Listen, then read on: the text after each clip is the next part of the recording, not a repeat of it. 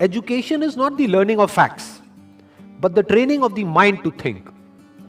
क्यों कहा जा रहा है ये? देखो क्या कमाल की बात इन्होंने कही है।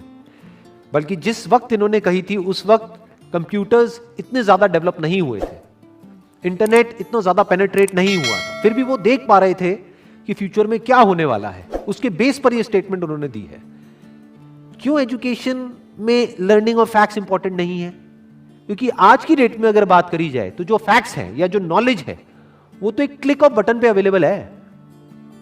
मतलब अगर एजुकेशन का मतलब यही है कि स्कूल जाओ, कॉलेज जाओ और जो बुक्स में लिखा है उसको रट लो और अपने यहां पर फीड कर लो, तो इसकी जरूरत क्या है?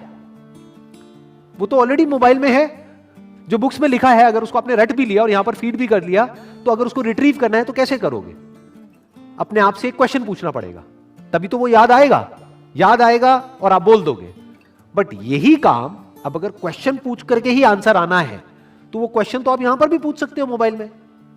आप इससे पूछोगे, हां भैया बताओ ये क्या है, वो क्या है, इस क्वेश्चन का आंसर क्या है, तो ये मोबाइल ही दे देगा ना आपको आंसर। और जितनी मेमोरी इसके अंदर फीडेड है, जितनी नॉलेज एक मोबाइल के अंदर फीडेड है, जितनी नॉलेज गूगल में फीडेड है, क्या उतनी नॉलेज हम अपनी ब्रेन में फीड कर सकते हैं?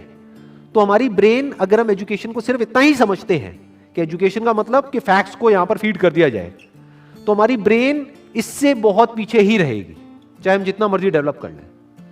तो वो एजुकेशन किसी काम की नहीं है। तो व्हाट इज रियल एजुकेशन, ये समझना बहुत जरूरी है। क्योंकि अगर हम इसको नहीं समझते तो हम ऐसे लोग अपने एजुकेशन सिस्टम से निकालेंगे जिनके अंदर फीडेड तो बहुत कुछ होगा, बट उनको यही नहीं पता होगा कि सोचते कैसे हैं। यहां पर दो बातें करी जा रही है। एक है education is not the learning of facts. Number one, learning of facts important क्यों नहीं है? Education is not the learning of facts. Why learning of facts is not that important? Because all the facts, all the knowledge, all the information is already available on the internet. अगर उसको यहीं पे store करने का नाम education है तो ये तो किसी काम की नहीं है। वो तो ऑलरेडी स्टोर्ड है आपके मोबाइल में। जब यहां पे स्टोर्ड है तो यहां पर क्यों स्टोर कर रहे हो दोबारा से? As simple as that, number one. Number two, but the training of the mind to think, कि बच्चों को यह सिखाया जाए कि सोचते कैसे हैं और सोचना क्यों जरूरी है।